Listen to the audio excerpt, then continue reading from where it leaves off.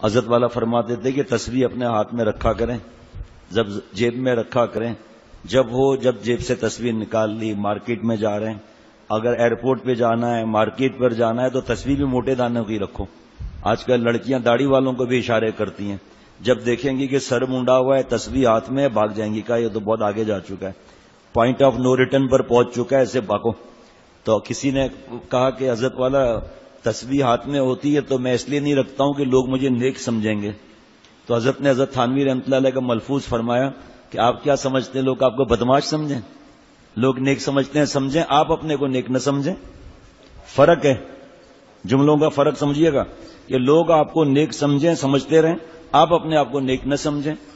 کسی نے کہا حضرت اب مجھے یہ اعلی کبر لگتی ہے تسبیح، اس کی وجہ سے تکبر آ جائے گا۔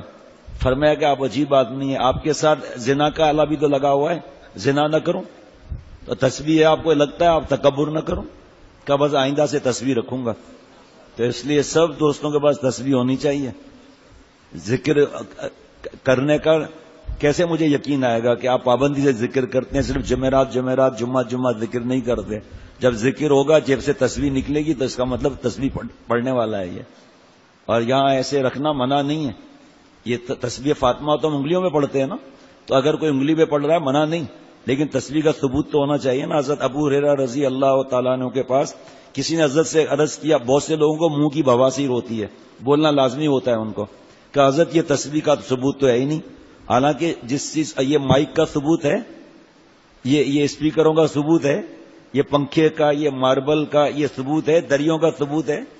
حضور صلی اللہ علیہ وسلم نے سجدہ فرمایا، پیشانی مبارک کیچڑ آلودہ ہو گئی، بارش آئی ہوئی تھی مسجد نبوی صلی اللہ علیہ وسلم میں۔ اب دیکھو سب کی سب چیزیں حضور صلی اللہ علیہ وسلم کے وقت میں تھیں نہیں تھی۔ بدعت نام کس چیز کا ہے؟ بدعت نام ہے احداث فی الدین، احداث للدین کا نام بدعت نہیں۔ یہ اس کو اگر کوئی دین سمجھے گا مائک کو، بدعت ہو جائے گی۔ ہم نے اس کو دین نہیں سمجھتے، ہم جہاز کو دین نہیں سمجھتے۔ بہت سے لوگ کہتے ہیں چلو پھر اونٹ پر سفر کرو، جاؤ اونٹ پر لاہور، جہاز کیوں استعمال کرتے ہو؟ اب یہ ان لوگوں کے دماغ میں خلل ہے۔ بیوقوف، ہم نے جہاز کو فرض نہیں سمجھا، ٹرین کو بس کو فرض نہیں سمجھا، اس کو دین نہیں سمجھا۔ یہ مائک جو ہے دین کے لیے ہے، دین نہیں ہے، دین کے لیے ہے، دین کے نشر و اشاعت کے لیے، اوپر نیچے منزلوں میں آواز پہنچانے کے لیے۔ عید کے دن کیا ہوتا پھر بتاؤ آپ، بیسمنٹ والوں کو کیا ہوتا پھر؟ تو یہ سمجھتے ہیں نہیں۔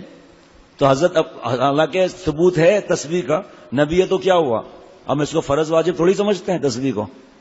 تو وہ کیا ثبوت ہے؟ کشکول معرفت میں لکھا ہے کہ حضرت ابو ہریرہ رضی اللہ تعالیٰ عنہ کے پاس ایک دھاگا تھا جس میں گرہیں لگی ہوئی تھی، وہ گرہ پر پڑھتے تھے حضرت ابو ہریرہ رضی اللہ تعالیٰ عنہ۔ اور ہم تسبیح فاطمہ انگلی پر پڑھتے ہیں۔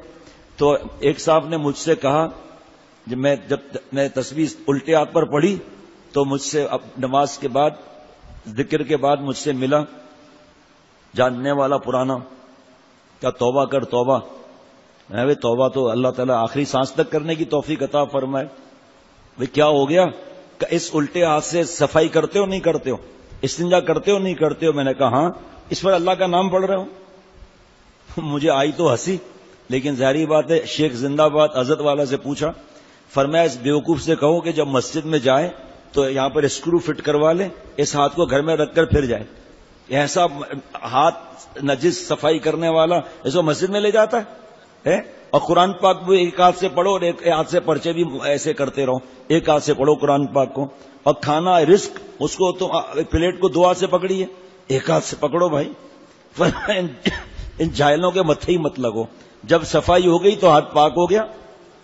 فرمایا پھر اللہ کے گھر میں بھی ایک ہاتھ چھوڑ کر جانا، اور جب دعا مانگو تو ایک ہاتھ بیچ سے نکال دینا، یا اللہ اپنی رحمت سے کرم فرما لیجئے۔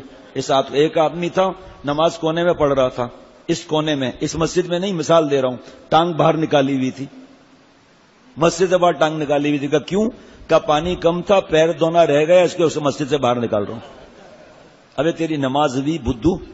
تو ایسے اسپیشل کیسز بہت ہوتے ہیں، کوئی ایسی بات نہیں ہے، اور پھر مانتے بھی نہیں ہیں۔ اب حضرت والا نے کیسی پیاری مثالیں دی، لیکن وہ قرآن پاک ایک ہاتھ میں پڑھ کر کوئی دکھائے ذرا مان جاؤں میں، دعا میں ایک ہاتھ نکال لے، قرآن پاک میں ایک ہاتھ دوسرا ہاتھ نہ لگائے، اور چلیں تسبیح فاطمہ پڑھ رہے ہیں، کہ اس ہاتھ پہ مت پڑھو کیونکہ اس ہاتھ سے استنجا ہوا ہے۔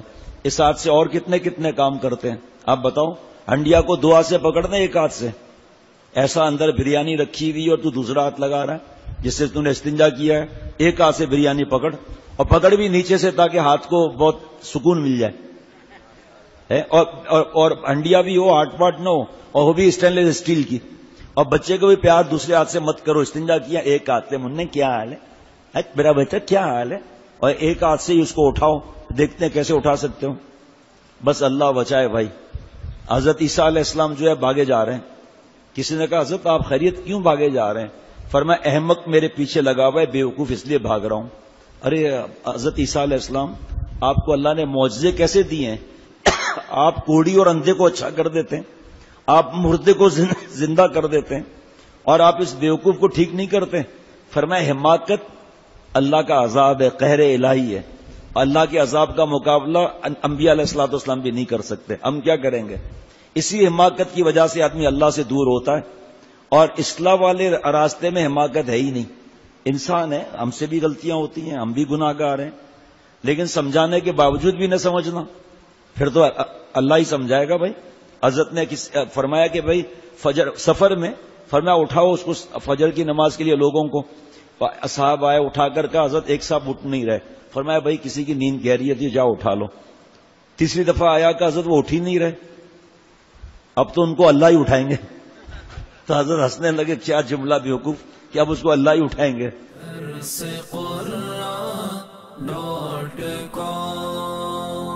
www.darsequran.com